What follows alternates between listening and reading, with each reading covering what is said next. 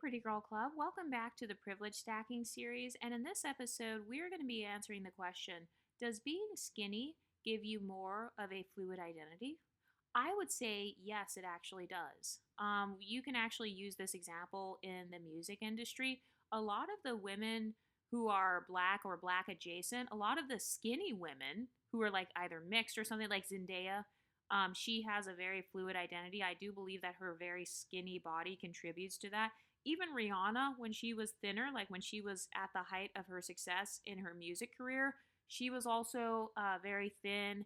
And then if you look at women who get a lot of BBLs and boob jobs and stuff, and then they try to look very thick, you can tell that those women, they kind of are more desirable in the African American community specifically. So I do think there is a stereotype of black women having these curvy bodies, whereas all the other women, generally speaking, are known for having a little bit less curvature, if that makes sense. I tend to be pretty skinny in general.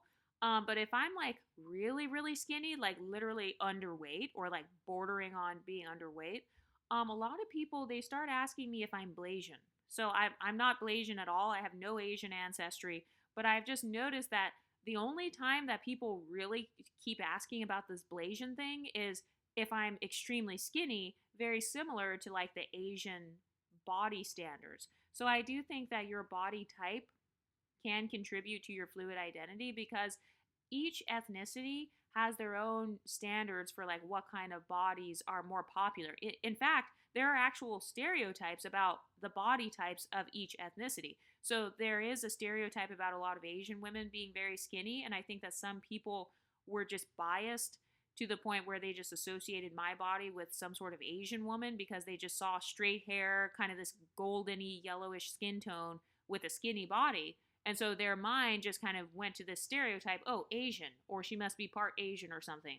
And one of you guys on this channel asked about what my experience was when I was a size 12. So I consider that to be overweight because it technically was overweight. Like at the doctor's office, I was technically overweight. So one of you guys asked me what kind of men I attracted at a size 12 or like what my experience was. I attracted mainly black and Hispanic men when I was a size 12. You know, when I was at my very biggest, I definitely attracted a lot more black men. In fact, they would come up to me more often, like in the store. Like they'd come up to me in Target. They'd come up to me in Walmart. They'd come up to me at the Mexican grocery store. So I just noticed that my actual experience with how I'm perceived in society, it was different when I was thicker versus being super, super skinny. So like when I'm super skinny, I'm talking about having a little booty, little boobies, little stomach, basically petite. When I'm super skinny, I do tend to have more of a multicultural experience, if that makes sense. So, like, sometimes it's almost as if other people feel safer approaching me.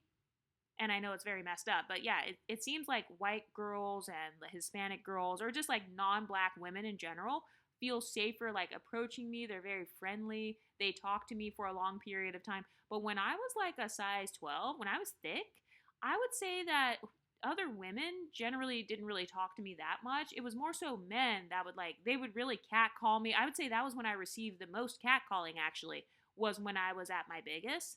I received a lot of catcalling, whereas being super, super thin, sometimes people, they may just look at me, but they may not necessarily say anything. And I also get more of the stuck up stereotype, being super skinny. Like another thing I've noticed is that when you're skinny, people love to talk shit about your body. So it's like, okay, you're going to talk shit about me if I'm fat, and then you're also going to talk shit about me if I'm skinny. Like the amount of times that I've been accused of having an eating disorder since being skinny, like people will literally, they used to talk shit sometimes at work because I would eat like soup for lunch or something, or I don't know, they would see me eating something healthy. People would talk shit about my diet, like, ew, that's nasty. Why are you eating that? You know, so they'd talk shit about my diet. They would talk shit about my body, or they would talk shit about my clothes. Like one lady, she was actually my apartment manager, and she came into my apartment. I wanted to show her, like, hey, look at my decorations. You know, this is my dining room table. And she was like, oh, that dining room table is tiny. And I was like, oh, well, I feel like it fits me. And she was like, well, if I was 5'9" and 90 pounds, that table would fit me too. So it's like people will give you these snarky random comments. They'll accuse you of being 90 pounds. I'm not 90 pounds. If I was 90 pounds at my height, I wouldn't even be alive. But generally speaking, I have noticed a pattern where it's like people associate thinness with whiteness, and they associate thickness with like the black and Hispanic identity, or they also associate thinness with like the Asian identity as well, I've noticed. But has anyone else had this experience? Do you want me to talk about this more? Because if so, please let me know so I can make more videos about it. What do you ladies think? Let me know in the comment section, and I'll talk to you next time. Stay pretty, ladies.